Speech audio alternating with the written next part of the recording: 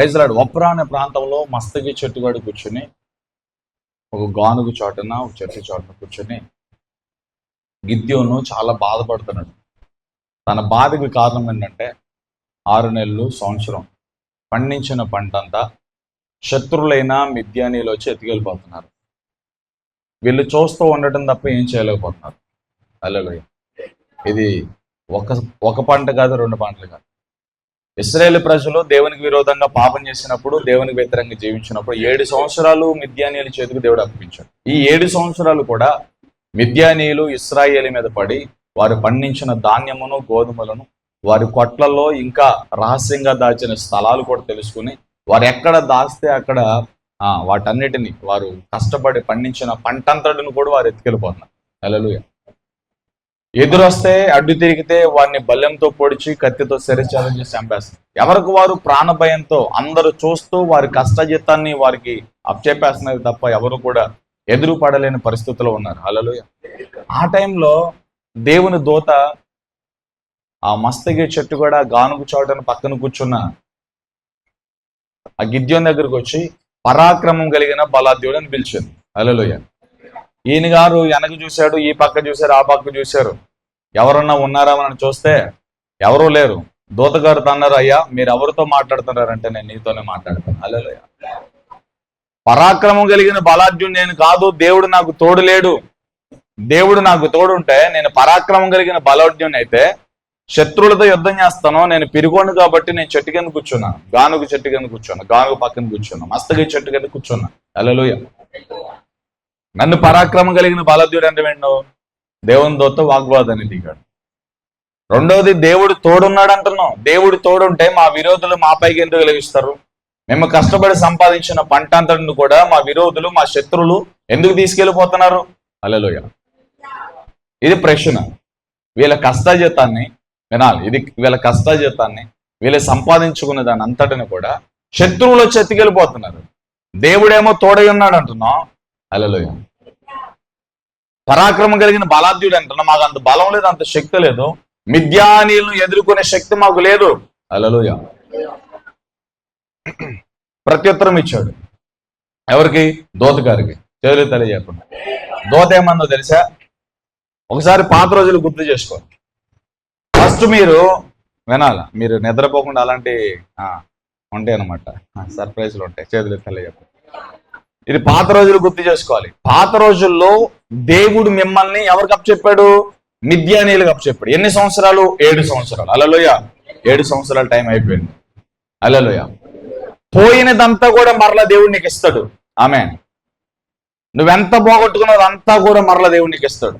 ఇప్పుడు పోయిన దాని గురించి నువ్వు ఏడవద్దు, వెనక జరిగిన దాని గురించి నువ్వు చూడొద్దు. ఇప్పుడు చేయాల్సింది ఏంటో నువ్వు అది చేయాలి. హల్లెలూయా. ఇప్పుడు నేనేం చేయాలన్నాడు గిద్యోను? నువ్వు నడుము కట్టుకుని లేచి నిలబడు, దేవుడు నీకు తోడి ఉన్నాడు.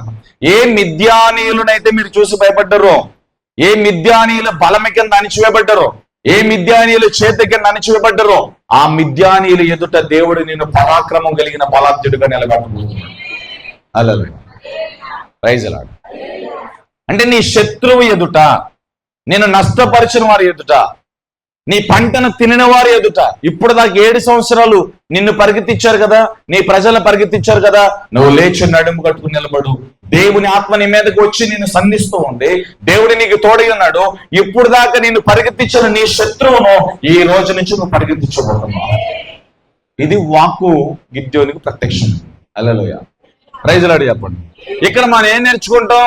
దేవునికి వ్యతిరేకంగా జీవించిన వీరు, దేవుని విసర్జించిన వీరు, దేవుడు కూడా వీరిని పక్కన పెట్టారు, శత్రువుల చేతికి అప్పగించారు. శత్రువుల చేతికి అప్పగించినంత వరకు కూడా వీరి జీవితంలో ఏముందంటే కష్టం ఉంది, శ్రమ ఉంది. శత్రువు చేత దోషపడుతున్నారు. వాళ్ళ యొక్క విలువైన పంటంతా వాడైపోతూ ఉంది, దోచుకెళ్ళిపోతున్నారు. హల్లెలూయా. ఎప్పుడైతే దేవుని సమయం ముగించబడిందో, దేవుడు మరలా తన ప్రజలను తన యొద్దకు తీసుకున్నాడో, దేవుడు ఎప్పుడైతే ఆ దేవుని ప్రజలను తన యొద్దకు తీసుకుని దేవుడు ఇన్వాల్వ్ అయ్యాడో వెంటనే దేవుని కార్యం ప్రారంభించబడింది. హల్లెలూయా. అంటే దేవుడు ఇన్వాల్వ్ కాకముందు, దేవుడు కలగజేసుకోక ముందు గిద్యోను బలము, ఇశ్రాయేలు ప్రజల బలము మిద్యానీయులను జయించలేకపోయింది. హల్లెలూయా. ఎప్పుడైతే మరలా దేవుడు తన ప్రజలకు తోడై ఉన్నాడో వెంటనే మిద్యానీల మిడతల సైన్యము వేల సైన్యమును మట్టి కనిపించారు 300 మందితో. హల్లెలూయా. గిద్యోని సైన్యం 300 మంది. హల్లెలూయా. శత్రువుల సైన్యము చాలా అధికమైన సంఖ్య, అది లెక్కించడానికి కూడా సాధ్యం. సముద్రం ఒడ్డున ఇసుక రేణుల వలె మిడతల వలె ఆ దండు ఉందన్నమాట. హల్లెలూయా. వారందరినీ కూడా జయించడానికి ఈ యొక్క గిద్యోనికి దేవుడి తోడై ఉంది. హల్లెలూయా. ఇక్కడ ఈ పాఠం ఏంటంటే, ఈ గిద్యోనుతో ఏ దేవుడైతే మాట్లాడాడో, పరాక్రమం కలిగిన బలాఢ్యుడు అని ఏ దేవుని దూత అయితే మాట్లాడింది, ఇక్కడ ఒక మాట చెప్పాలి. పాత నిబంధన గ్రంథంలో దేవుని దూత అని, దేవుని హస్తం అని, దేవుని మేఘం అని, దేవుని ప్రభావం అని, గాలి అని, హల్లెలూయా, ఎక్కడైతే ఏ పదం అయితే మెన్షన్ చేయబడిందో ఆ పదము యేసుక్రీస్తు ప్రభువుకి పరిశుద్ధాత్మ దేవునికి సాదృశ్యం ఉంది. హల్లెలూయా. ఎందుకంటే పాత నిబంధనలో పరిశుద్ధాత్మ దేవుడు తను అనుకున్నది, తండ్రి యొక్క ఉద్దేశం ఏమై ఉందో, తండ్రి పని ఏమై ఉందో, ఆయన పరలోకం నుండి మహిమలో నుంచి దిగివచ్చి భూమి మీదకి వచ్చి ఆయా ప్రవక్తల జీవితంలో, ఆయా ప్రజల జీవితంలో దేవుడు అద్భుతం చేసి మరల వెళ్ళిపోయేవాడు. ఇక్కడ నివసించేవాడు కాదు పరిశుద్ధాత్మ దేవుడు. దేవుని కార్యాన్ని చేసి వెళ్ళిపోయేవాడు. హల్లెలూయా.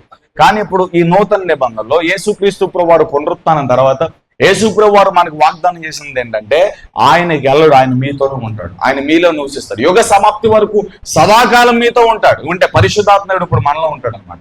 ఆయన మనలో నివసిస్తాడు. ఎవరైతే పిలుస్తారో వారి జీవితంలోకి ఆయన వస్తాడు. ఆమేన్. అందుకని ఆయన చాలా మర్యాదగా జాగ్రత్తగా మనం కాపాడుకోవాలి. హల్లెలూయా. చేతులు చెప్పండి. హల్లెలూయా. ఇప్పుడు గిద్యోనుతో ఏ దేవుడైతే మాట్లాడాడో ఆ దేవుడు మనతో మాట్లాడుతున్నాడు. నీ శత్రువుని చూసి నువ్వు భయపడొద్దు. హల్లెలూయా. నీ రోగాన్ని చూసి నువ్వు భయపడద్దు. ఇప్పుడు దాకా నీ శరీర రోగము, నీ శరీర బలహీనత నువ్వు చేయాల్సిన పనులన్నీ చేయకుండా ఆపేసిందేమో. హల్లెలూయా. నీకున్న బలహీనతను బట్టి నువ్వు ముందుకు నడవలేక ఆగిపోయావేమో. ఈ 2024 దానికి కింద జరిగిన రోజులన్నిటిలో కూడా వేదనను, దరిద్రతను, అప్పులను, రోగాలను భరించావేమో. అనేక బలహీనతల చేత, శత్రువు చేత, నీ అజ్ఞానం చేత, నీ సొంత తెలివి చేత నువ్వు అణిచివేయబడుతూ వచ్చావేమో. హల్లెలూయా. మిద్యానీల చేతిలో నుండి దేవుడు తన ప్రజలు విడిపించడానికి గిద్యోనును పరాక్రమం కలిగిన బలాఢ్యుడైన ఎలా పిలిచాడో, ఈ రోజున నష్టపోయింది చాలు, ఇక లెగమని దేవుడిని పిలుస్తున్నాడు. పోడైంది చాలు, సమయం వేస్ట్ అయింది చాలు, ఇక నువ్వు లేచి నా దగ్గరికి రా. ఇదిగో గిద్యోనును నేను ఎలాగైతే పరాక్రమం కలిగిన బలాఢ్యుడిగా మార్చానో అలాగే నిన్ను, నీ ఇంటిని కూడా అలా మారుస్తాను. దేవునికి అవకాశం ఇవ్వాలి. దేవుని చేతులను కొచ్చేస్తే ఆయన మన జీవితంలో ఏదైనా చేయగలుగుతాడు. దేవునికి దూరంగా ఉంటే ఆయన చూస్తూ ఉండడం తప్ప ఆయన ఏం చేయలేడు. దేవుడు మహాశక్తి కలిగిన వాడు, ఆయన చాలా ప్రభావం కలిగిన వాడు. ఈ లోకంలో మనుషులకు చాలా కార్యాలు అసాధ్యములు, కానీ దేవునికి అసాధ్యమైనది ఏదీ లేదు. హల్లెలూయా. డబ్బు వల్ల కాని దేవుని వల్ల అవుతుంది. ఈ లోక అధికారం వల్ల కానిది దేవుని వల్ల అవుతుంది. ఈ లోక వైద్యుల వల్ల కానిది దేవుని వల్ల అవుతుంది. ఈ లోకంలో ఏ మనుషుడు, ఏ పరాక్రమం కలిగిన వారు చేయలేని కార్యాలు దేవుడు చేయగలడు, యేసు ప్రభువు చేయగలడు. ఆయనకు అసాధ్యమైంది ఏది లేదు అనే మాటను మనం ఖచ్చితంగా నమ్మాలి. హల్లెలూయా. ఇప్పుడు గిద్యోని పిలిచినట్టుగా దేవుడు మనల్ని పిలుస్తున్నాడు. ఎందుకు పిలుస్తున్నాడు తెలుసా? నీవు లేచి దేవుని పని చేయడానికి, నీవు లేచి నీ ఇంటిని సరి చేసుకోవడానికి, నీవు లేచి నీ జీవితాన్ని సరి చేసుకోవడానికి, నీవు లేచి నీ ప్రాంతాన్ని సరిచేయడానికి దేవునికి నువ్వు కావాలి. హల్లెలూయా. ఎంతకాలం నష్టంలో ఉంటావు? నువ్వు నష్టంలో ఉండటం దేవునికి ఇష్టమా? నొప్పుల్లో ఉండటం దేవునికి ఇష్టమా? రోగం ఉంటే దేవునికి ఇష్టమా? వ్యధలో ఉంటే దేవునికి ఇష్టమా? కాదు. హల్లెలూయా. తల్లి చెప్పండి. నువ్వు ఆ స్థితిలో ఉండటం దేవునికి ఇష్టం లేదు. నువ్వు దేవుని చేతిలో ఉండాలంతే.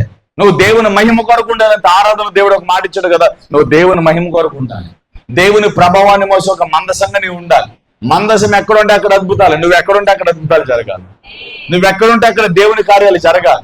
నువ్వు ఎక్కడ నిలబడితే అక్కడ దేవుని వారు మహిమపరచాలి ఆ ప్రాంతంలో ఉన్న ప్రజలందరూ. హల్లెలూయా. అలా మారాలి. అలా మారాలంటే మనం దేవుని చేతిలోకి రావాలి. హల్లెలూయా.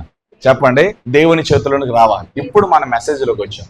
ఏ వ్యక్తి అయితే దేవుని చేతులకు వస్తాడో ఆ వ్యక్తి జీవితంలో శ్రమలు ఉంటాయి, కష్టాలు ఉంటాయి, వ్యతిరేకతలు ఉంటాయి, ఉపద్రవాలు ఉంటాయి, కన్నీరు చాలా వేడిగా ఎప్పటికప్పుడు ఫ్రెష్ గా కారుతూ ఉంటది అనమాట. హల్లెలూయా. ఎంత కన్నీరు కారుతున్నా, ఎలాంటి గాయాలున్నా, ఎలాంటి అసమాధానం ఉన్నా, ఎలాంటి వ్యతిరేకతలు ఉన్నా, ఎలాంటి శత్రువులు ఉన్నా, వారి జీవితంలో దేవుడు జరిగించాల్సింది అంతటిని కూడా పర్ఫెక్ట్ గా జరిగిస్తాడండి. హల్లెలూయా. ప్రైజ్ లార్డ్ చెప్పండి. మిద్యానీయుల చేతికి 7 సంవత్సరాలు దేవుడు అప్పగించాడు. 7 సంవత్సరాలు తర్వాత గిద్యోని దేవుడు పిలిచాడు. నేను అప్పగించిన సమయం అయిపోయింది, ఇప్పుడు దాకా వారి కింద అణిచివేయబడ్డారు, ఇప్పుడు వారిని నేను మీ చేతులకు అప్పగిస్తా. హల్లెలూయా. నువ్వు లే గిద్యోను. దేవుని కోసం గిద్యోను లేచాడు, దేవుని చేతిలోకి వచ్చాడు, పరాక్రమం కలిగిన బలాఢ్యుడిగా మారిపోయాడు. మన దేవుని చేతిలో ఉండాలి. ఈ లోకంలో మనం దేవుని చేతిలో ఉంటేనే మనకు క్షేమము. మన అంశం ఇదే, దేవుని చేతిలో ఉంటే నీకు అసాధ్యమైనది ఏది లేదు. నువ్వు దేవుని చేతిలో ఉంటే నీ ఎదురుగా ఏ మనుషుడు నిలబడలేదు. నువ్వు దేవుని చేతిలో ఉంటే నీ ఎదురుగా ఏ సమస్య ఉందో దాన్ని సునాయాసంగా జయించగలుగుతావు. దేవుని చేతిలోనికి వస్తేనే నీ ఎదురుగున్న సమస్య నీకు అర్థమవుతుంది. హల్లెలూయా. దేవుని చేతిలో ఉంటేనే నీ శత్రువు బలం అంతటిని కూడా నువ్వు త్రొక్కగలుగుతావు. దేవుని చేతులకు వస్తేనే అనేకులకు దీవెనకరంగా నువ్వు మారుతావు. దేవుని చేతులకి రానంత వరకు నువ్వు ఎవరికి ఉపయోగం ఉండలేవు.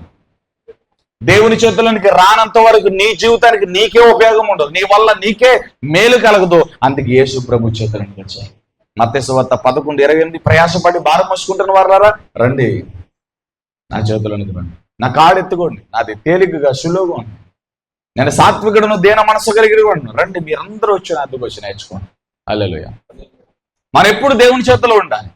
దేవుని చేతిలో ఉంటే ఏమవుతుంది అంటే ప్రతి పరిస్థితుల్లో ఆయన మనల్ని ఆదరిస్తాడు. హల్లెలూయా. ప్రతి సవాల్లో ఆదరిస్తాడు. మొట్టమొదటి మాట, మనం దేవుని చేతిలోనికి రావాలి. దేవుని చేతిలోనికి వస్తే మన జీవితంలో ఫస్ట్ ఆఫ్ ఆల్ మనం చూసేది ఏంటో తెలుసా? ఆదరణ. ఎందుకంటే దేవుని చేతిలోనికి ఒక వ్యక్తి, ఒక కుటుంబం వచ్చినప్పుడు ఆ వ్యక్తి జీవితంలో, ఆ కుటుంబ జీవితంలో చాలా గాయాలు ఉంటాయి. ఎందుకంటే ఈ లోకంలో మీకు శ్రమ కలుగుతుంది. ఈ లోకములో మనం యేసు ప్రభు కోసం బ్రతుకుతున్నప్పుడు, వాక్యం ఆధారంగా జీవిస్తున్నప్పుడు ఈ లోకం మనల్ని మెచ్చుకోదు, ఈ లోకము మనల్ని ప్రేమించదు, ఈ లోకము మనల్ని గౌరవించదు, ఈ లోకం మనల్ని నిందిస్తూ ఉంటది, ఈ లోకము మన లోపాలను ఎత్తు చూపిస్తూ ఉంటది, ఈ లోకము మన భక్తిని హేళన చేస్తుంది, ఈ లోకము మనం చూపించే ప్రేమను శాతగానితనంగా చూస్తుంది. హల్లెలూయా. మనం చూపించేది ప్రేమ, అది వారికి శాతగానితనంగా ఉంటది. ఈ లోకం మనల్ని ప్రేమించదు, ఎందుకంటే లోకంలో మీకు శ్రమ కలుగుతుంది. ఈ లోకంలో నాకు శ్రమ కలిగింది, మీకు కూడా ఏ కలుగుద్ది? శ్రమ కలుగుద్ది. ఈ లోకం నన్ను ద్వేషించింది, మిమ్మల్ని కూడా ద్వేషిస్తుంది. హల్లెలూయా. Praise lord.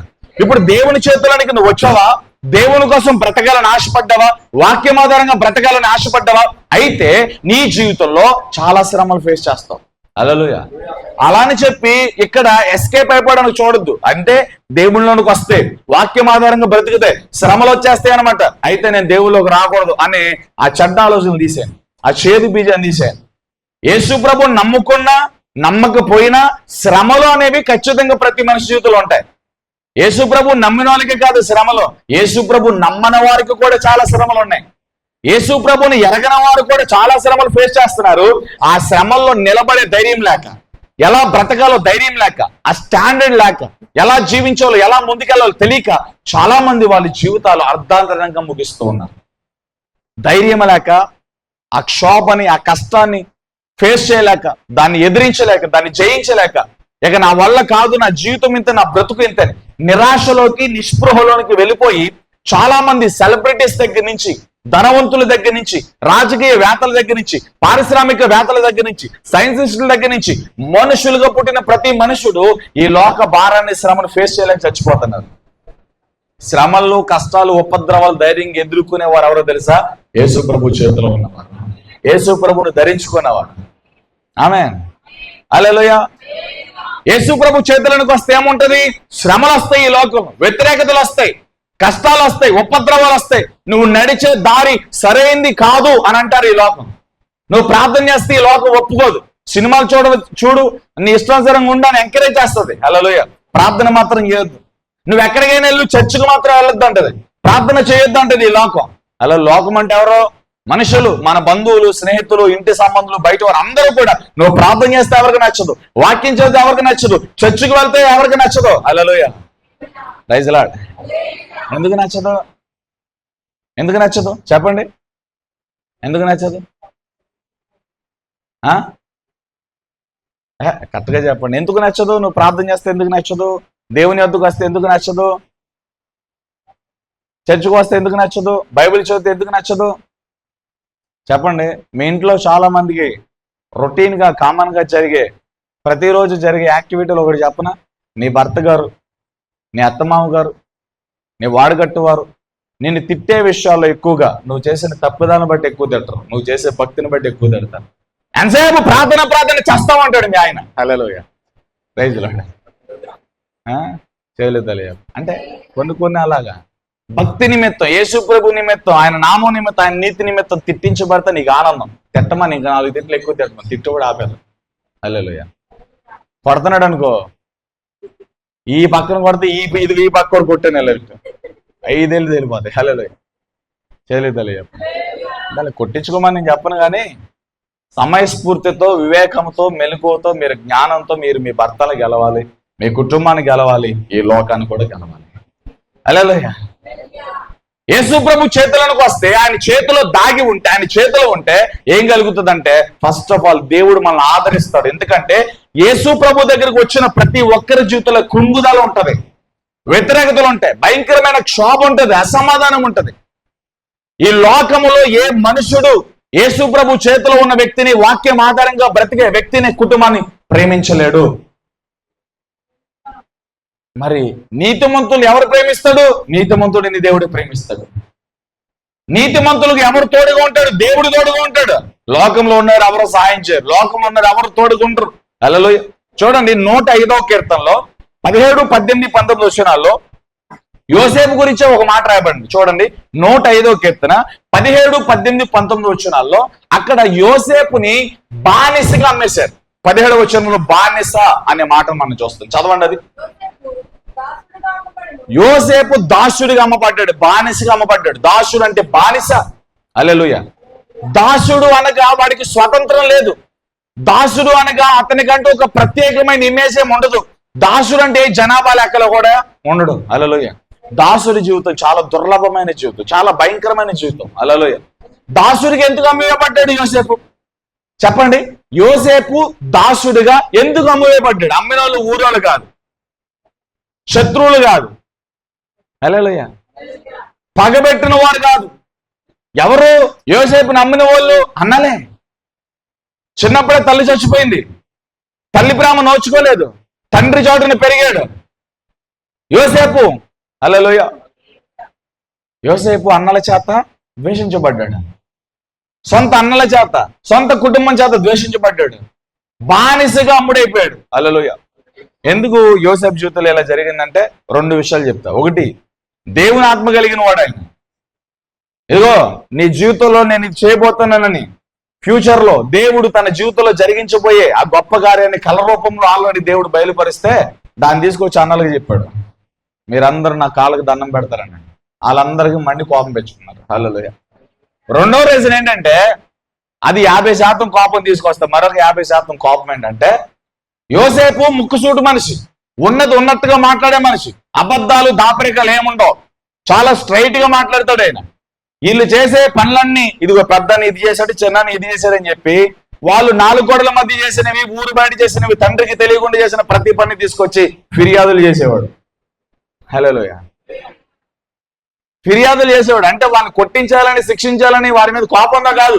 నా అన్నలు తప్పుపోతున్నారు, నా తండ్రికి చెప్తే ఆయన మందలించి సరి చేస్తాడు, వాళ్ళు బాగుపడతారని మంచి ఉద్దేశంతోనే వాళ్ళు చేసిన తప్పిదాలు, వాళ్ళు చేసిన నేరాలన్నీ కూడా తండ్రికి ఫిర్యాదులు చేసేవాడు. ఇది అసలు సంగతి. మన మీద నేరాలు మోపుతున్నాడు వీడు మనకి చాలా అడ్డంగా ఉన్నాడు, మనకలాగా వీడు ఉండట్లేదు, వీడు చాలా ప్రత్యేకంగా ఉన్నాడు, వీడు మనలో కలవట్లేదు, మన ఆలోచన వేరుకుంది, వీడి ఆలోచన వేరుకుంది. సొంత ఇంట్లోనే సాక్ష్యం స్టార్ట్ అయింది యోసేపు. అంటున్నారా మీ ఇంట్లో వీళ్ళు మాకులాగా ఉండరండి, వీళ్ళు ఎప్పుడు చూసినా ప్రార్థన చేస్తారు, మాతో అంత కలవరు, మా ఆచారాల్లో, మా పండగల్లో, మా పూజల్లో, మా పునస్కారాల్లో వీళ్ళు కలవరండి, వీళ్ళు నిజంగా ప్రార్థన పరులు, వీళ్ళు నిజంగా చర్చికి వెళ్తారు, వీళ్ళు దేవుణ్ణి ఆరాధిస్తారు, దేవుని బిడ్డలని చెప్పి మీరు మీ ఇంట్లో సాక్ష్యాలు వినబడతాయి. ఇలాగా హల్లెలూయా. వినబడితే స్తోత్రం, వినబడకపోతే ఈ రోజు నుంచి దేవుని మహిమ కొరకు దేవుని సాక్షిగా బ్రతకడం ప్రారంభించండి. హల్లెలూయా. యోసేపు ఇంట్లోనే సాక్ష్యం మొదలైంది. అన్నలు అంటున్నారు, వీడు మనలో కలవడరా బాబు, వీడు చాలా డేంజర్, వీడు మనతో ఉండకూడదు. హల్లెలూయా. ఇంటిలోనే వ్యతిరేకత ప్రారంభించబడింది యోసేపు జీవితంలో.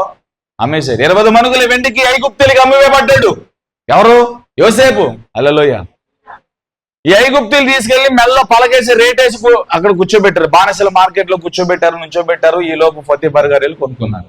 హల్లెలూయా. ఆ రోజుల్లో బానిసలు అంటే మామూలు విషయం కాదు. బానిసలు ఏ ఇంట్లో ఉంటారో వాళ్ళు ధనవంతులుగా చూసేవాళ్ళు అనమాట. అంటే మీకు ఎలా చెప్పాలంటే, ఆ రోజుల్లో ఇదిగో నేను ఇన్ని ఎకరాలు కొన్నా, నాకు ఎంత భూమి ఉంది, ఇన్ని మేడల మిద్దెలు కట్టా, ఇవన్నీ చాలా గొప్ప విషయాలు. ఇది లోకం పట్ల ఇన్ని ఎకరాల భూమి ఉంది, ఇన్ని మేడలు ఉన్నాయి, తర్వాత ఇన్ని పశువులు ఉన్నాయి, ఇంత మంది ఉంది, ఇవన్నీ కూడా చాలా గొప్పగా చెప్పేవారు. అలాగే ఇంకో గొప్ప విషయం ఏంటో తెలుసా? మా ఇంట్లో ఇంతమంది బానిసలు ఉన్నారు తెలుసా? హల్లెలూయా. అంటే ఆస్తితో పాటు, పొలాలతో పాటు, స్థలాలతో పాటు, ఇళ్లతో పాటు, వాహనాలతో పాటు, హల్లెలూయా, బానిసలు కూడా ఎవరింట్లో అయితే ఎక్కువ ఉంటారో వాళ్ళు ధనవంతులు అన్నమాట. హల్లెలూయా. అంటే ఎవరింట్లో అయితే పని వాళ్ళు ఉంటారో, బానిసలు ఉంటారో వాళ్ళు ఎక్కువగా ధనవంతులు. ఈ లోకం పరంగా, దేవుని పరంగా నథింగ్, దేవుని పరంగా ఏముండదు. హల్లెలూయా. ఈ లోక పరంగా వాళ్ళు ధనవంతులు. ఎవరు? బానిసలు ఎవరింట్లో అయితే ఎక్కువ ఉంటారో వారిని మనం పాలేరులు అంటాం, బానిసలు అంటాం, కట్టుబడి చేస్తున్నారంట, చాలా రకాల మాటలు వాళ్ళ గురించి ఉంటాయి. హల్లెలూయా. చెల్లిద్దలు చెప్పండి. ఇప్పుడు యోసేపు ఎక్కడికి వెళ్ళిపోయాడంటే బానిసకి వెళ్ళిపోయాడు. బానిస జీవితం ఎలా ఉంటుందో ఒక్క మాటలో చెప్పాలంటే ఫ్రీడమ్ ఉండదు. తనంటూ ఏమి చేసుకోలేడు, తనంటూ ఒక ప్రత్యేకమైన హోదా ఉండదు, ఏ జనాభా లెక్కల్లో కూడా తన పేరు ఉండదు. అతడు తన యజమానుడి దగ్గర బానిసగా ఉండాలి. ఆ ఇంటి వారు ఏది చెప్తే అది చెయ్యాలి. వాళ్ళు ఎక్కడ ఉండమంటే అక్కడ ఉండాలి, ఏది తినమంటే అది తినాలి, వాళ్ళు ఎలా ఉండమంటే అలా ఉండాల్సిందే. ఫ్రీడమ్ లేదు. హల్లెలూయా. అటువంటి బానిసత్వంలో ఉన్నాడు. బానిసకు అమ్మువేయబడ్డాడు. బానిసకు అమ్మువేయబడిన యోసేపు పొతీఫర్ ఇంటికి వచ్చాడు. పొతీఫర్ ఇంటికి అప్పటికే యోసేపు కంటే ముందుగా కొంతమంది బానిసలు ఉన్నారు. హల్లెలూయా. చేయలేదు చెప్పండి. ఆ బానిసలతో పాటు కలిసి బానిస బ్రతుకుతున్నాడు యోసేపు. పొతీఫర్ గమనిస్తూ ఉన్నాడు, అందరిని గమనిస్తూ ఉన్నాడు. కొత్తగా వచ్చిన యోసేపును కూడా గమనించాడు. కానీ అందరిలో కూడా మరలేని ప్రత్యేకంగా కనబడ్డాడు. వినాలి, వాక్యం అర్థం చేసుకోవాలి. హల్లెలూయా. ఇప్పుడు యోసేపు అన్నల ఎదుట కుటుంబంలో ప్రత్యేకించబడిన వ్యక్తిగా అన్నలు ఐడెంటిఫై చేశారు. వీడు మనతో ఉండకూడదురా బాబు, వీడు చాలా ప్రమాదారా బాబు, వీడు సూటు మనిషి, ఏం అబద్ధం మాట్లాడు, మోసం చేయడు, ఉన్నట్టుగా మాట్లాడతాడు, వీడు మనతో ఉంటే మన ఆటలు సాగవని చెప్పి ఇంట్లో సాక్ష్యం ప్రారంభమైందా యోసేపుకి? హల్లెలూయా. ఇప్పుడు పొతీఫర్ సాక్ష్యం, శత్రువుల దేశంలో కూడా సాక్ష్యం ఉందండి యోసేపుకి. ఈయన మామూలుడు కాదు, ఈయన నీతిమంతుడు, దేవుని ఆత్మ కలిగిన వాడు, దేవుని భయం కలిగిన వాడు యోసేపు. హల్లెలూయా. ఇంట్లో సాక్ష్యం ఉంది అంటే దేవుని నీతి నిమిత్తం, యథార్థమైన భక్తి నిమిత్తం, క్రీస్తు సరళత నిమిత్తం ఇంటిలో నుంచి త్రోసివేయబడి బానిసగా అమ్మువేయబడ్డాడు. బానిసగా ఇప్పుడు ఐగుప్తుకు వచ్చి పడ్డాడు. పొతీఫర్ ఇంట్లో ఉన్నాడు. హల్లెలూయా.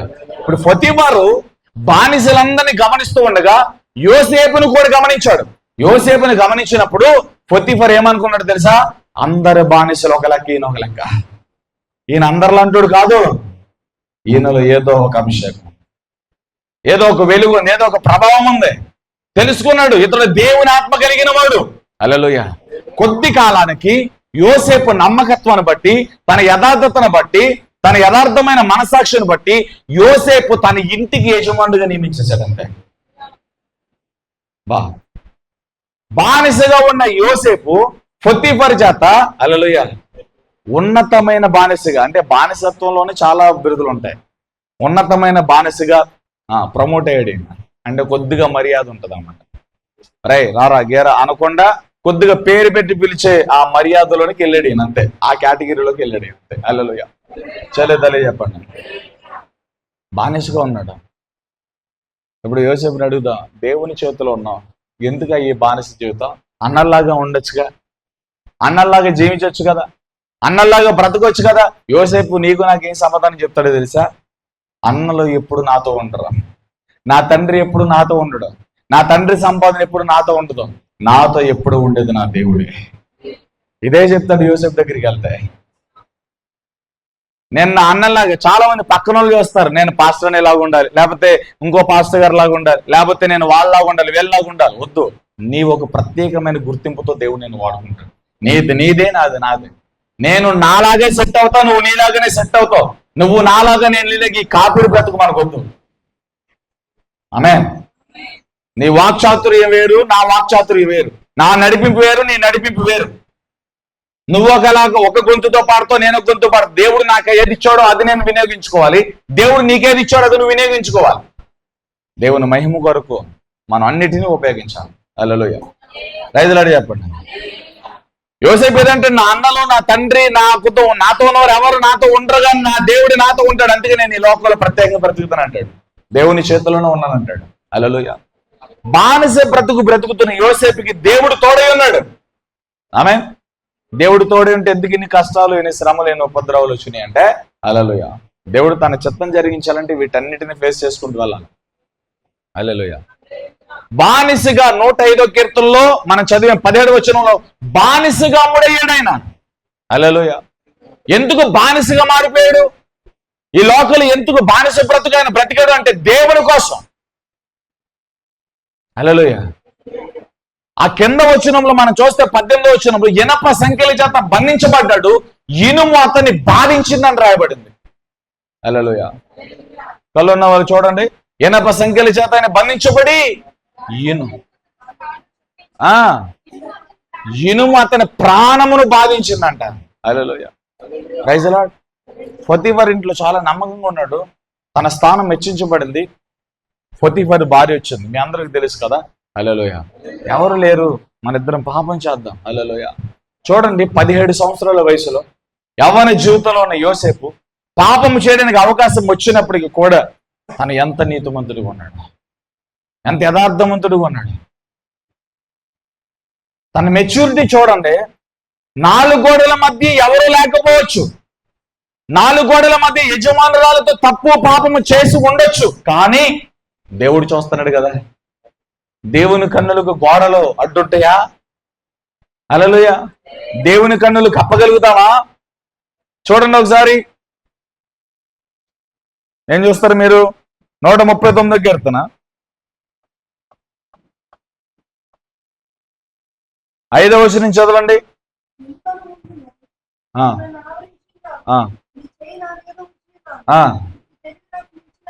వెనకనో ముందు ఆవరించి ఉన్నావు, నీ చెయ్యి నాకు తోడుగా ఉంచి ఉన్నావు.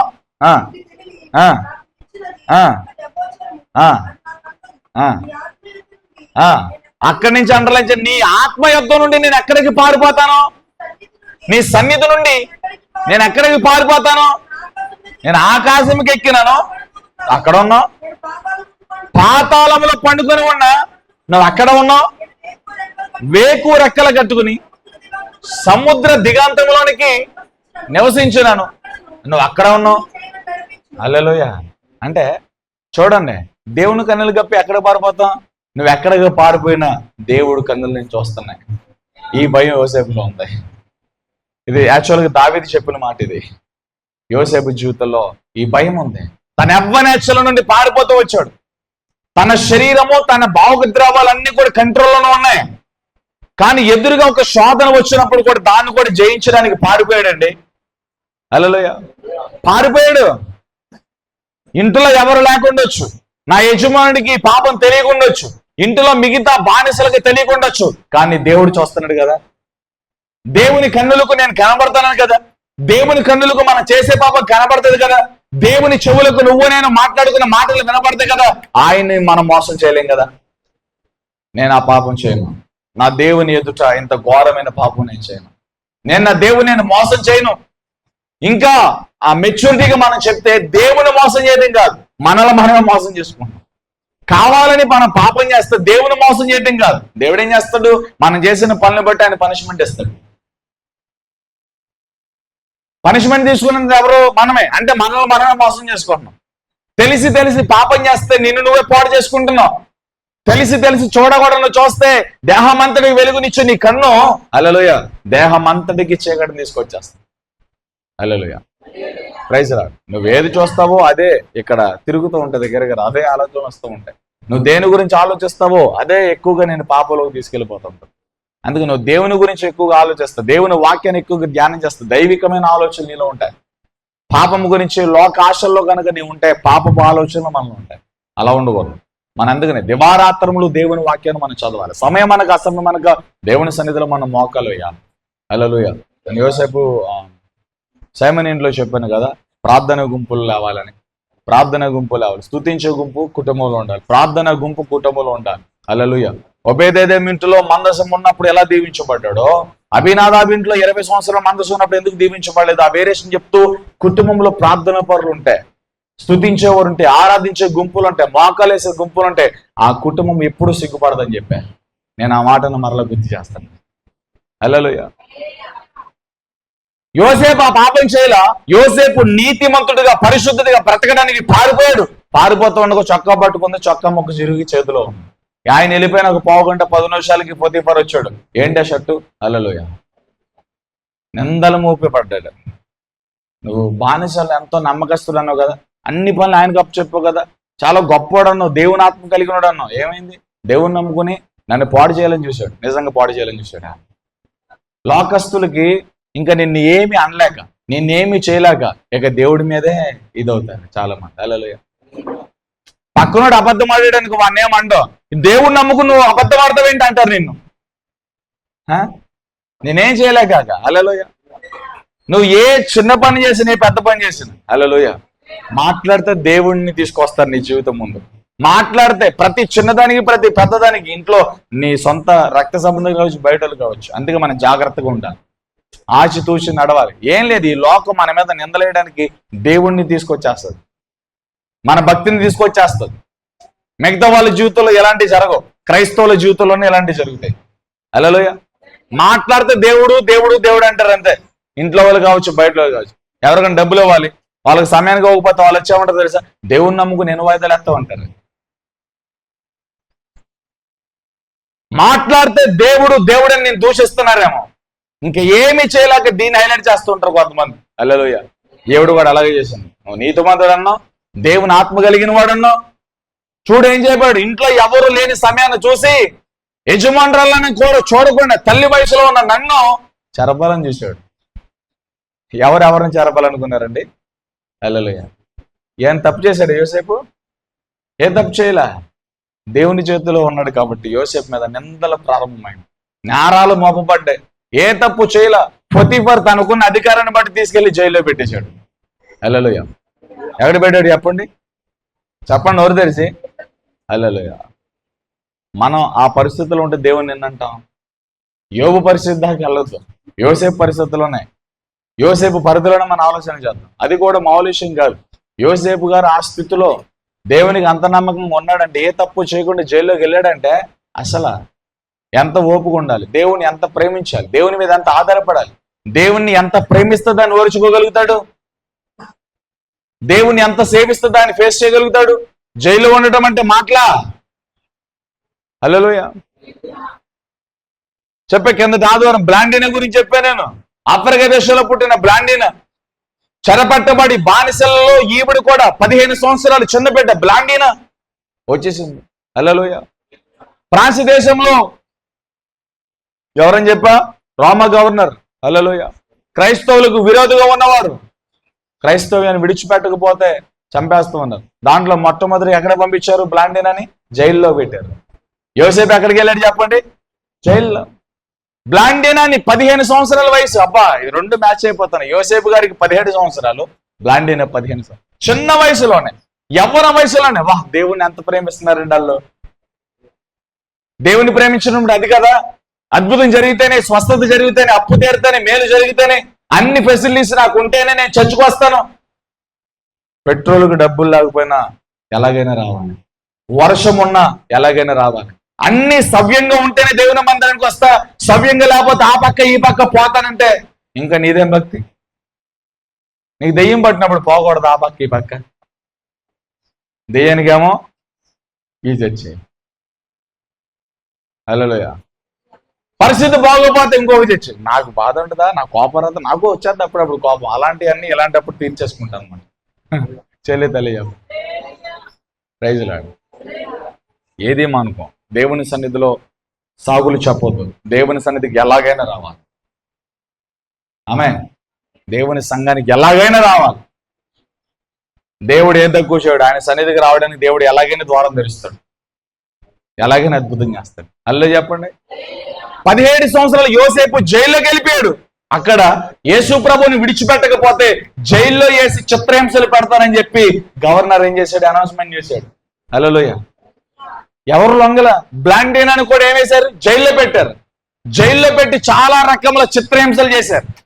చాలా రోజులు జైల్లోనే ఉంచారు. సరిగ్గా ఆహారం ఇవ్వలేదు. చాలా సన్నిగిల్లిపోయింది బ్లాండినా. అందరూ కూడా దేవుని విడిచిపెట్టమన్నారు. వారితో పాటు చిన్న పిల్లైన బ్లాండీనా కూడా యేసు ప్రభుని విడిచిపెట్టలేదు. హల్లెలూయా. జైల్లో నుంచి తీసుకొచ్చి ఏం చేశారు? కర్ర కట్టారు. హల్లెలూయా. కర్ర కట్టి ఏం చేశారు? చెప్పానుగా కింద వారం, ఎముకల ముళ్ళు కలిగిన కొరడాతో వీపంతా కూడా పిగిలిపోయేటట్లు కొట్టారు. ముక్కలుగా. యేసు ప్రభుకు వాడిన కొరడా లాంటిది అది. యేసు ప్రభు శరీరం మీద కొరడా దున్నబడినప్పుడు పీనుగులుగా మాంసపు ముక్కలు ఎలా ఊడొచ్చినాయో, బ్లాండీనా వీపంతా కూడా అలా ఊడిపోయింది. హల్లెలూయా. రక్తం కారిపోతూ ఉంటే, గాయాల్లో భయంకరమైన పెయిన్ వస్తూ ఉంటాయి. హల్లెలూయా. యేసు ప్రభుని విడిచిపెట్టలేదండి బాబు. మనకి జ్వరం వస్తే దేవుడిని సన్నిధికి రా, తలనొప్పి వస్తే దేవుని సన్నిధి, చుట్టాలు వస్తే దేవుని అసలు మన భక్తి ఏంటి, వాళ్ళ భక్తి ఏంటండి బాబు? మన భక్తికి వాళ్ళ భక్తికి సంబంధం ఏంటండి? ఏదైనా చిన్న మాట అంటే ముఖము మూకడైపోతుంది. మన భక్తికి వాళ్ళ భక్తికి సంబంధం ఏంటండి? లేదండి బాబు. కొరడా దెబ్బలు తిన్నారండి వాళ్ళు. వీపుల మీద ఉన్న మాంసపు చర్మం అంతా కూడా ఒలికిపోయిందండి, రక్తము గారిపోయిందండి. హల్లెలూయా. బ్లాండీనని కర్రకు కట్టి కొరడాతో కొడితే మాంసం అంతా ఊడొచ్చింది. యేసు ప్రభువుని వదులుతావో వదిలిపెట్టవు, నేను యేసు ప్రభువుని విడిచిపెట్టను అన్నాడు. అందుకే సాధు సుందర్ సింగ్ అంటాడు, క్రైస్తవుడు అనేవాడు గంధపు చెక్కలాంటి వాడు కదా. కొట్టబడే కొద్దీ, శ్రమలు అయ్యే కొద్దీ, హింసించబడే కొద్దీ, దూషించబడే కొద్దీ, గంధపు చెక్కని గాయం చేసే కొద్దీ సువాసన వెద చల్లుతున్నట్లుగా గాయపడే కొద్దీ, శ్రమలు పడే కొద్దీ, కష్టాల్లోకి వెళ్ళే కొద్దీ, హల్లెలూయా, దేవునిలో ఇంకా మనం ఫలించాలి. అందుకే సాధు సుందర్ సింగ్ క్రైస్తవుని గంధపు చెక్కతో పోల్చాడు. హల్లెలూయా. గంధపు చెక్కను కొట్టండి, ఏమవుతుంది? కొట్టే కొద్దిగా ఏమవుతుంది? మంచి వాసన వస్తుంది. హల్లెలూయా. క్రైస్తవుడు కూడా అలా ఉండాలి. యోసేపు చాలా కష్టాలు ఫేస్ చేశాడు అక్కడ. ఆమె బ్లాండీనని కర్రకి కట్టి కొట్టారు, రక్తం కారింది, చర్మం అంతా ఊడిపోయింది. చావలావిడి, ఎవడు చావలేదని చెప్పి తీసుకొచ్చి, హల్లెలూయా, ఒక పెద్ద మైదానంలో కర్రకు కాళ్ళు చేతులు కట్టేసి, ఒక కర్రకు కట్టి సింహాలు వదిలేరు. హల్లెలూయా. సింహాలు వదిలేరు. సింహాలు ఏం చేసినాయి? దగ్గరకు వచ్చి వాసన చూసి తినకుండా వెళ్ళిపోయింది. అందరూ షాక్ అయ్యారు. అది చాలా పెద్ద పబ్లిష్ అయింది. అది ఆకలితో ఉన్న సింహాలు మనుషుల మీదకి వదిలితే ఎందుకు తినలేదో వాళ్ళకి అర్థం కాలేదు. హల్లెలూయా. ఇదే సంఘటన బైబిల్ ఆధార ప్రకారం దానియేలు సింహాల బోలో పడవేసినప్పుడు దానియేలుని చంపాలని చూసిన ఆ 122 మంది ఇదే ఆలోచించారు. అరే, ఆకలితో ఉన్న సింహపు బోరులో, సింహపు గుహలో దానియేలుని దోస్తే దానియేలుని సింహాలు ఎందుకు తినలేదు? బ్లాండీన్ అని ఒక మైదానంలో కట్టి సింహాలు, ఆకలితో ఉన్న సింహాలు వదిలితే సింహాలు బ్లాండీన్ అని ఎందుకు తినలేదు? దేవుడు ఆజ్ఞ ఇవ్వకపోతే, దేవునికి ఇష్టం లేకపోతే సింహమే కాదు, చావు కూడా రాదంతే.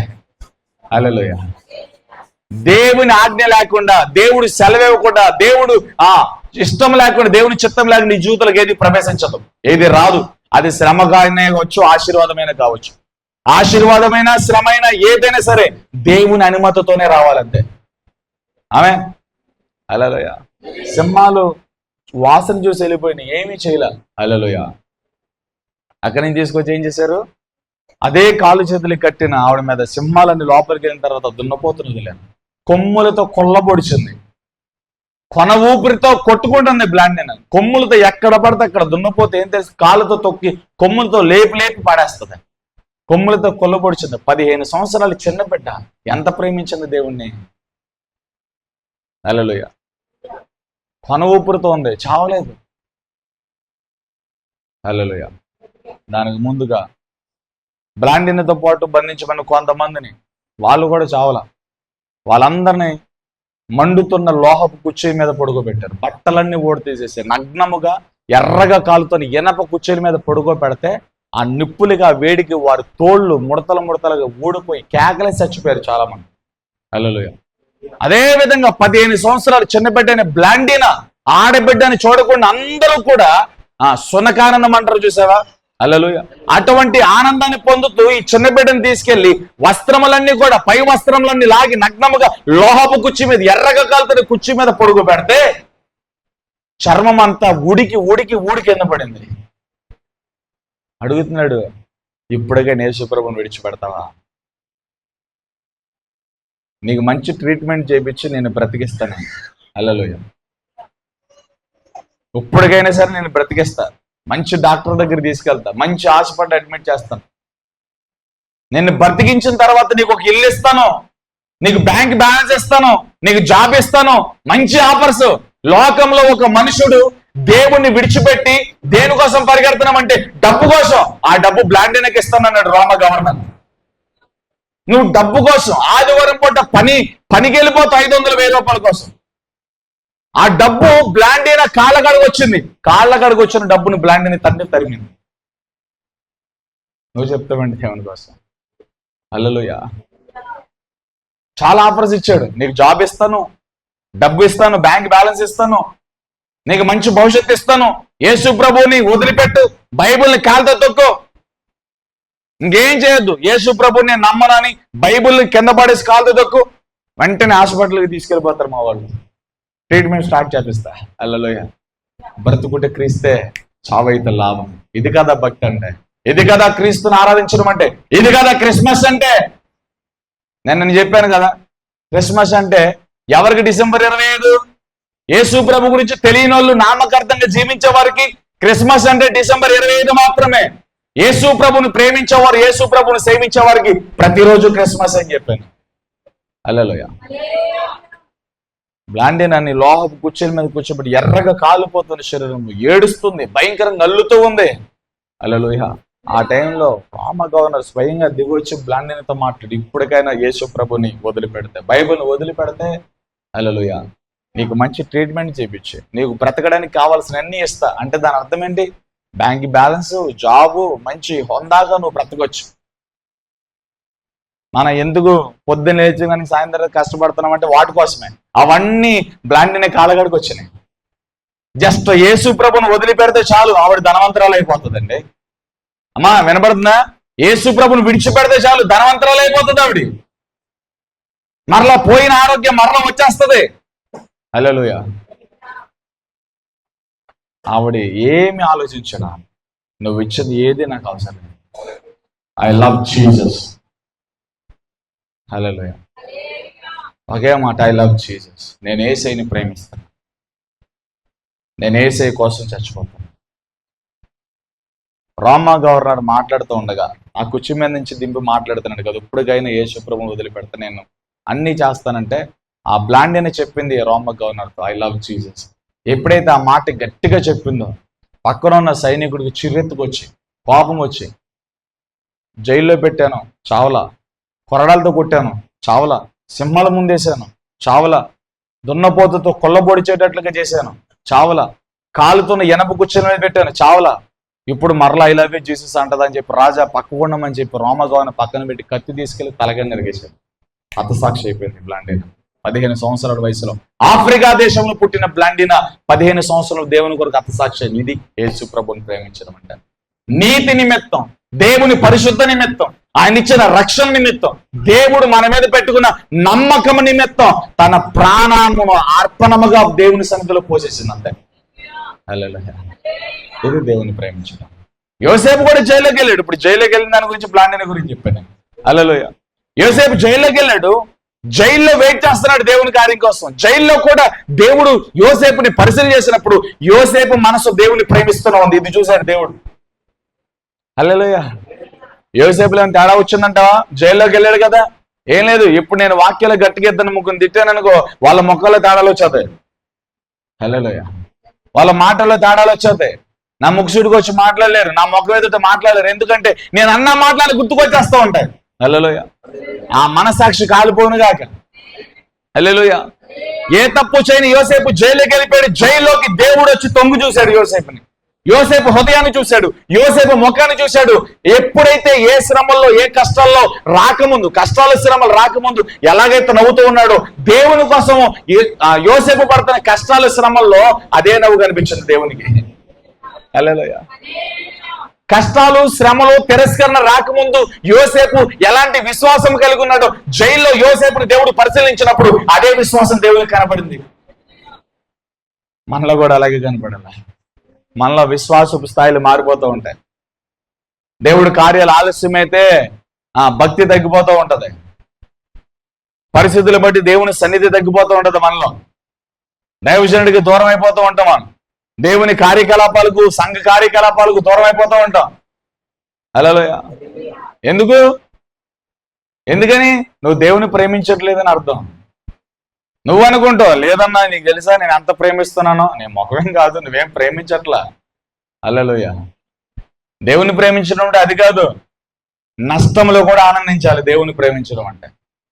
హల్లెలూయా. నష్టంలో కూడా ఏం చేయాలి చెప్పండి? ఆనందించాలి. ఏ ప్రతికూలత ఉన్న సమయానికి వచ్చి దేవుని సన్నిధిలో చేతులు ఎత్తాలి. నేను మనుషుల కోసం కదిలే దేవుని ఆరాధించడానికి వెళ్తాను. నాకు దేవుడు సంఘాన్ని ఇచ్చాడు, ఒక దైవజనుడు ఇచ్చాడు. ఆయనతో కలిసి, వాళ్ళతో కలిసి పరిశుద్ధుల గుంపులో నేను కూడా పాలు పువ్వులు పొంది చేతులు ఎత్తాలి. హల్లెలూయా. ఎలా ఉండాలి? యోసేపుని దేవుడు పరిస్థితి చేసినప్పుడు జైల్లో, హల్లెలూయా, శ్రమలు, కష్టాలు, తిరస్కరణ లేక ముందు ఏ నవ్వుతో ఉన్నాడో, ఏ విశ్వాసంతో ఉన్నాడో, జైల్లో కూడా అదే నవ్వుతో, అదే విశ్వాసంతో ఉన్నాడు. దేవుడు తడువు చేయాల, ఆలస్యం చేయాల. యోసేపుని తీసుకొచ్చి ఫరో పక్కన కూర్చోబెట్టాడు. ఆమె యోసేపుని తీసుకొచ్చి దేవుడు ఎక్కడ కూర్చోబెట్టాడు? ఫరో దగ్గర కూర్చోబెట్టాడు. ఎందుకు ఈ మాట చెప్పింది తెలుసా? యోసేపు తన జీవిత యాత్రలో ఏ మనుషుడు తన పక్కన నిలబడలా. తన కన్నులంతా నీరు కారుతున్నప్పుడు ఏ మనుషుడు తొడలా. దేవుడు తన చేతితో యోసేపును పట్టుకుని, యోసేపుని దేవుని హస్తాలే ఆదరించినాయి. యోసేపుని దేవుని హస్తాలే మోసుకుంటూ వచ్చినాయి. యోసేపుని ఉన్నత శిఖరం మీద నిలబెట్టింది దేవుని హస్తమే. ఆ హస్తమే నిన్ను పట్టుకుని ఉంది. ఆ హస్తమే నిన్ను బ్రతికిస్తూ ఉంది.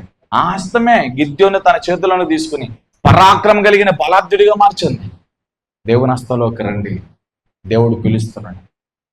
హల్లెలూయా. ఇటు విని ఇటు వదిలిపెడితే నువ్వు బ్రతికున్న వాని పేరు కింద నువ్వు మృతుడివే. ఎంతకాలం దేవుని వాక్యాన్ని వింటావు?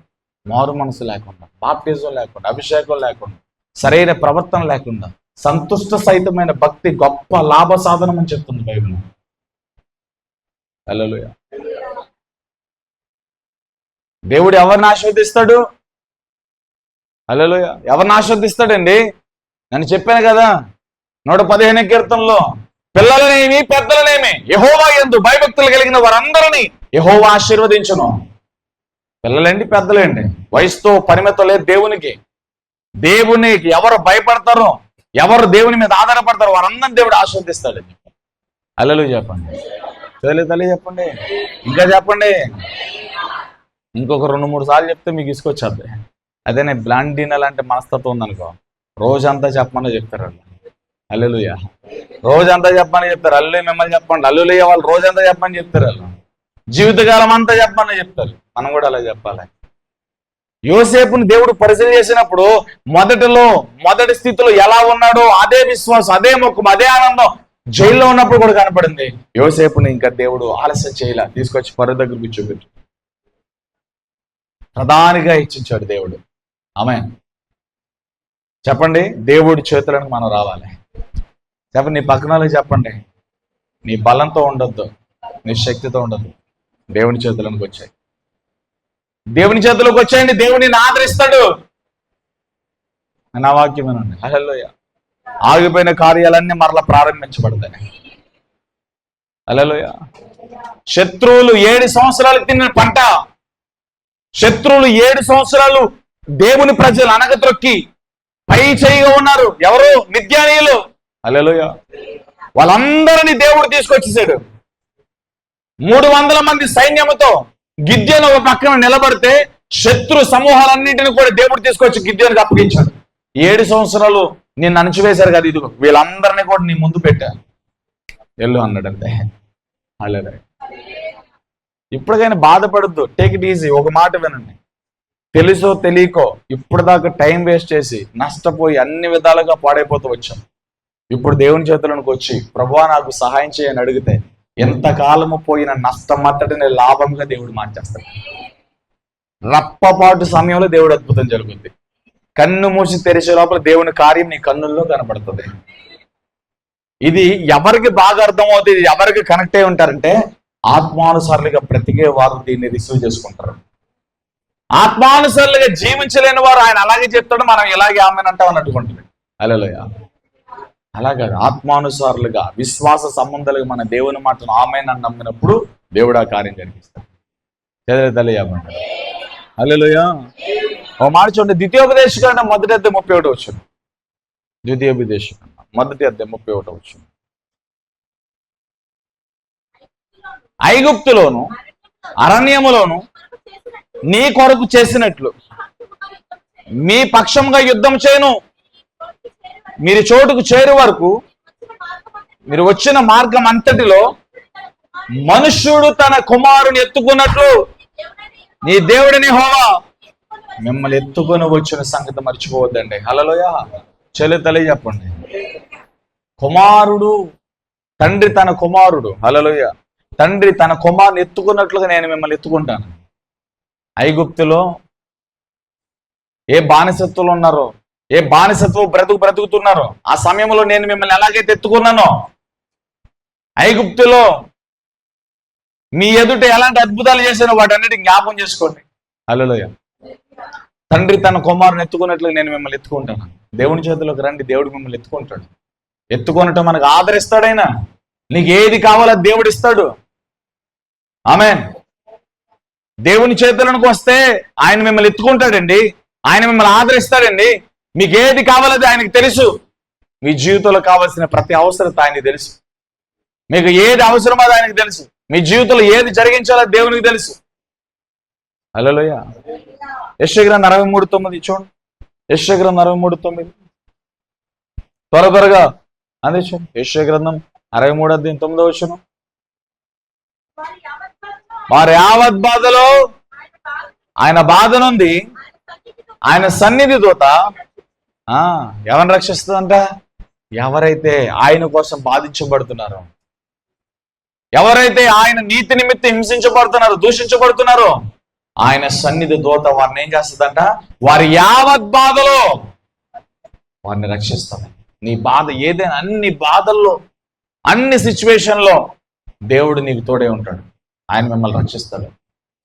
91 కీర్తన మంచిది. యెహోవా ఇశ్రాయేలును కాపాడే దేవుడు. హల్లెలూయా. హల్లెలూయా. చెప్తే ఇశ్రాయేలును కాపాడువాడు కునుకడు నిద్రపోడు. ఆమేన్. చదివే తల్లి చెప్పండి. దేవుడు నిద్రపోయే దేవుడు కాదు, కునికే దేవుడు కాదు. నిన్ను పట్టుకున్న దేవుడు ఆయన. నేను అరచేతిలో చెక్కుకున్న దేవుడు ఆయన. నిన్ను ప్రేమిస్తున్న దేవుడు ఆయన. ఆమె నీ యావత్ బాధలన్నీ ఆయనకు తెలుసు. నువ్వు చెప్తేనే తెలుసు అనుకో మాకు. నువ్వు చెప్పకపోయినా నీ పెయిన్ అంతా ఆయన ఎరుగున్నాడు. నీ కన్నీటిని ఆయన ఎరుగున్నాడు. నీ మూలుగులు ఆయనకు తెలుసు, నీ కన్నీరు తెలుసు, నీ బాధలు తెలుసు, నీ పెయిన్ అంతా ఆయనకు తెలుసు. ఆయన ఎందుకు కార్యం చేయలేకపోతాడంటే మన పాపాలు ఆయన కార్యాన్ని ఆపుతూ ఉంటే అడ్డుగోడగా, ఆయన మహిమను చూడకుండా, ఆయన కార్యాలు పొందకుండా, ఆయన చిత్తం మన జీవితంలో జరగకుండా మన పాపాలు అడ్డుగోడలకు ఉంటాయి. హల్లెలూయా. ప్రైజ్ లార్డ్ చెప్పండి. అలా ఉండకూడదు. ఆ పాపం మనం ఒప్పుకోవాలి, దాన్ని విడిచిపెట్టాలి, దాన్ని విసర్జించాలి. అప్పుడు దేవుని మహిమ మన మీదకి వస్తుంది, దేవుని చిత్తం మన జీవితంలో జరుగుతుంది. హల్లెలూయా. మీ యావత్ బాధ అంతా ఆయనకు తెలుసండి. మీ కన్నీరు తెలుసండి, మీ పెయిన్ తెలుసండి, మీ లోపల మీరు పడుతున్న వేదన తెలుసు, మీ కన్నీరు తెలుసు, మీ మూలుగులు తెలుసు, అన్నీ దేవునికి తెలుసు. హల్లెలూయా. దేవుడు కార్యము చేయడానికి, దేవుడు మీ జీవితంలో కలగజేసుకోవడానికి మీరు కోఆపరేట్ చేయండి. మీరు దేవుని యొద్దకు రండి. ప్రభువా మా జీవితంలోకి రండి ప్రభువా, మా బలముతో మా శక్తితో ఇప్పటిదాకా నడిచాము, దానివల్ల మేము చాలా నష్టపోయాం, ఇక నుండి నీ మీద ఆధారపడతాం, నీ కృపచేత మమ్మల్ని నడిపించు ప్రభువా అంటే దేవుడు కార్యం చేస్తాడు. నువ్వు దేవునికి చెప్పడమే.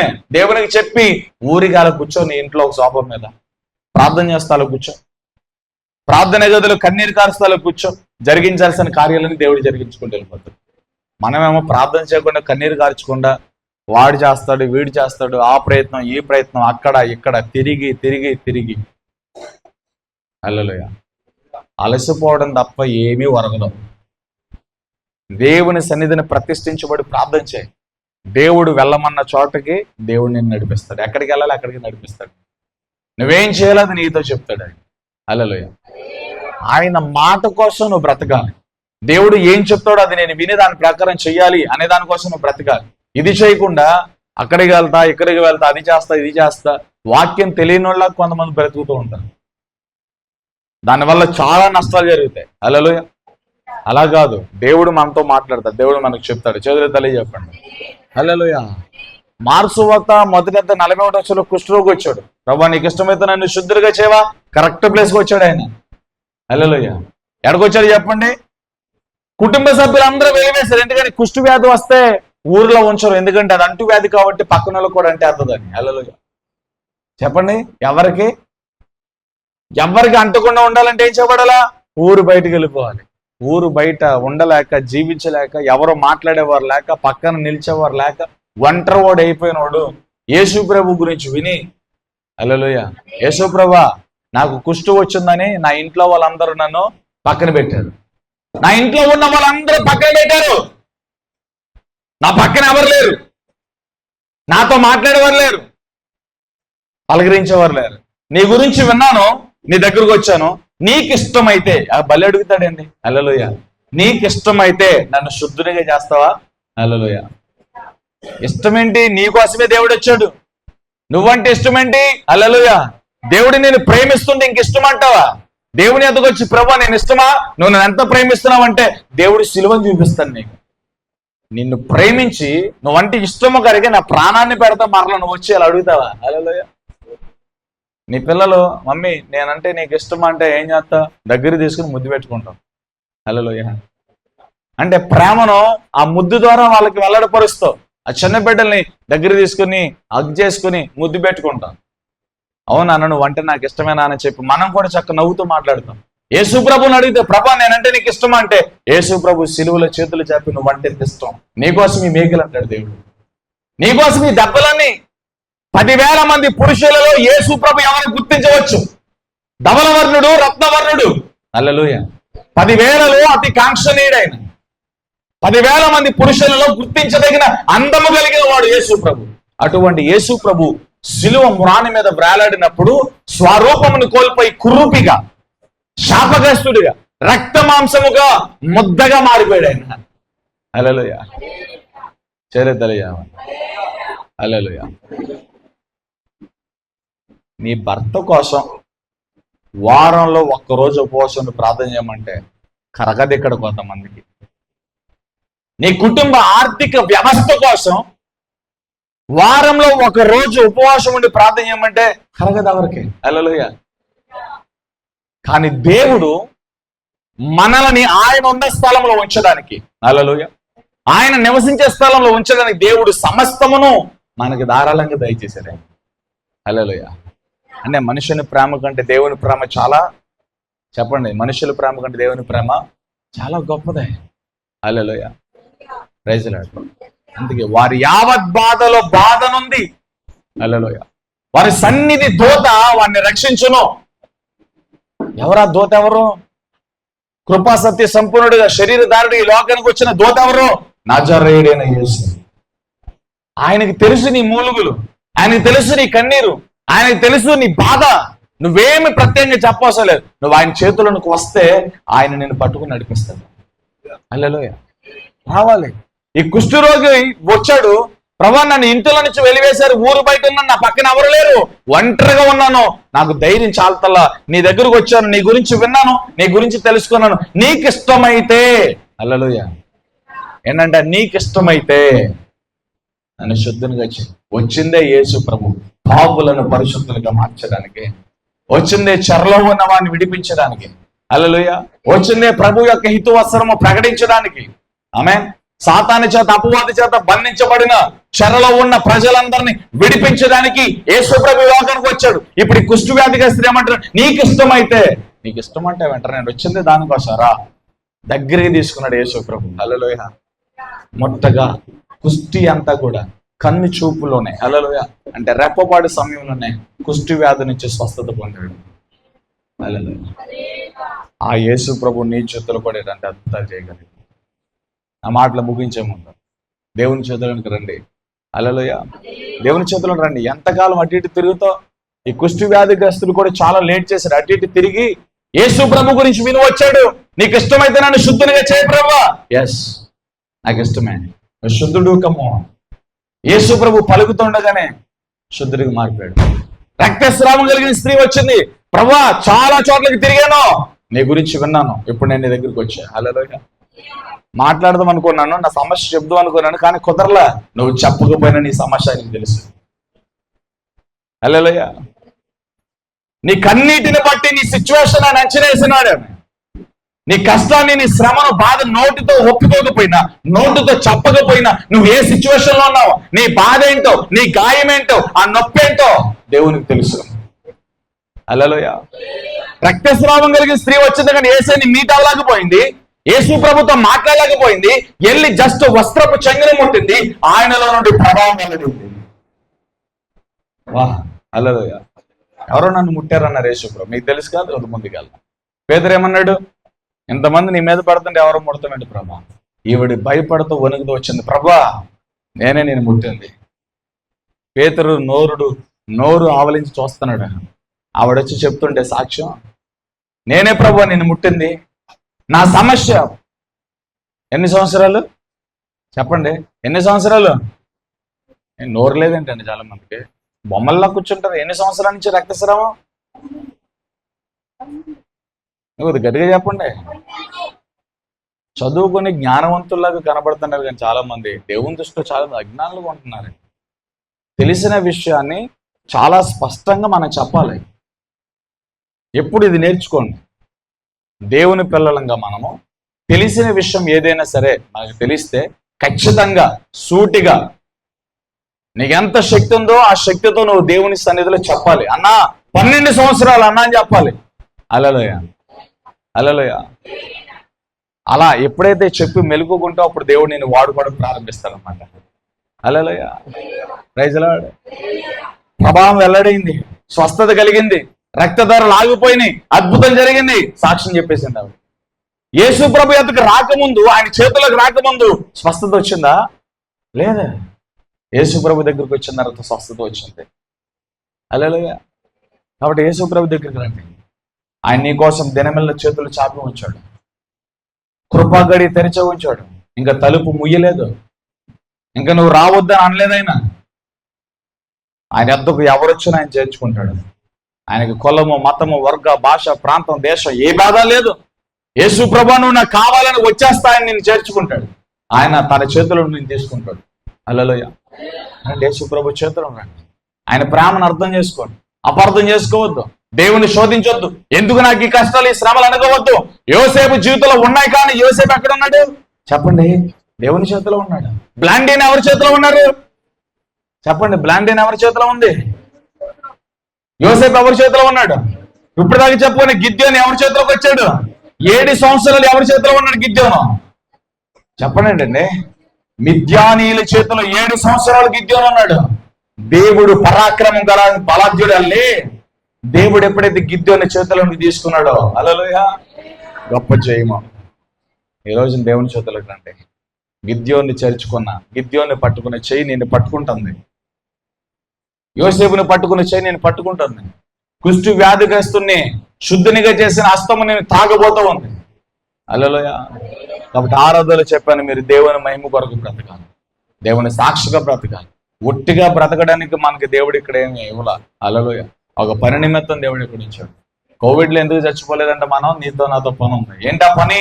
దేవుని మహిమను మోసే మందసానిగా నువ్వు ఉండాలి. హల్లెలూయా. కాబట్టి మాటలు ముగిస్తూ దేవుని చేతులను రండి. నీ బలంతో, నీ శక్తితో, నీ సామర్థ్యంతో నువ్వేమి చేయలేవు. మరలా చెప్తాను, నువ్వు సంపాదించిన డబ్బు, నువ్వు కట్టిన మేడలు, మిద్దలు, నీకున్న కార్లు, నీకున్నవి ఏమి హల్లెలూయా నీ జీవితంలో అక్కరకు రావు. హల్లెలూయా. మైకేల్ జాక్సన్ 3000 ఎకరాలలో ఇల్లు కట్టుకున్నాడు. ఎన్ని వేల ఎకరాలు? 3000 ఎకరాల్లో మైకేల్ జాక్సన్ ఇల్లు ఉంది. హల్లెలూయా. 12 మంది డాక్టర్లు తినే కాడి నుంచి బాత్రూమ్కి వెళ్ళే వరకు పరిశీలన చేసేవారు. ప్రతిరోజు టెస్టులు జరిగేవి ఆయన హెల్త్ ఇష్యూస్ గురించి, ఆయన తినే వాటి గురించి. ఒక మెనూ ఉండేది. అంటే తినే విషయంలో చాలా జాగ్రత్త. కారు మీద వెళ్తున్నప్పుడు బాడీ గార్డ్స్, సెక్యూరిటీ గార్డ్స్, హల్లెలూయా, ఎంత జాగ్రత్త తీసుకున్నా, ఎంతమంది బాడీ గార్డ్స్ ఉన్నాయి, ఎలాంటి AK-47 గన్స్ ఉన్నాయి, ఎంత లగ్జరీగా బ్రతుకున్నా, ఎలాంటి బంగారు పల్లెల్లో తిన్నా, హల్లెలూయా, ఎంత పబ్లిసిటీ ఉన్నా, ఎంత పేరు ప్రఖ్యాతలు ఉన్నా, ఎంత డబ్బున్నా, మైకేల్ జాక్సన్ మరణం, హల్లెలూయా, మైకేల్ జాక్సన్ కొన్న లగ్జరీ అంతా కూడా మరణాన్ని ఆపలేకపోయింది. హల్లెలూయా. Praise the Lord. చేతులెత్తి చెప్పండి, ఆ మరణం మనకు రాకముందు యేసు ప్రభు చేతులకు రావాలి. గాస్పెల్. హల్లెలూయా. యేసు ప్రభు చేతులకు రండి. యేసు ప్రభు చేతులను ఉన్నానన్నా, బాప్తిజం పొందానన్న ఈ సోద నాకు చెప్పొద్దు. హల్లెలూయా. నిజంగా మారు మనసు పొందిరా, బ్లాండీనా ఎలా ప్రేమించిందో దేవుని మనం కూడా అలా ప్రేమించాలి. యోసేపు ఎలా ప్రేమించాడో దేవుని అలా మనం ప్రేమించాలి. ఆమె ఇది జరిగితే ఇది, నాకు ఇది చేస్తే నేను ఇది చేస్తా, ఈ కండిషన్స్ పెట్టేవాడు క్రైస్తవుడు కాదు. యోబు అంటాడు కదా, యెహోవా ఇచ్చును యెహోవా తీసుకున్నాడు, యెహోవా నామమునకు స్తుతి కలుగును గాక. ఇది చెప్పేవాడు కావాలి. ప్రభా నాకు మంచి ఆరోగ్యం ఇస్తే, మంచి బలాన్ని ఇస్తే, మంచి శక్తిని ఇస్తే నీకోసం బ్రతుకుతానని చెప్పేవాడు దేవునికి అవసరం. బ్రతుకుట క్రీస్తే చావైతే లాభం అని చెప్పేవాడు దేవునికి కావాలి. హల్లెలూయా. నాకు అన్ని ఇస్తే నీకోసం బ్రతుకుతాను, వద్దు ఇదొద్దు. హల్లెలూయా.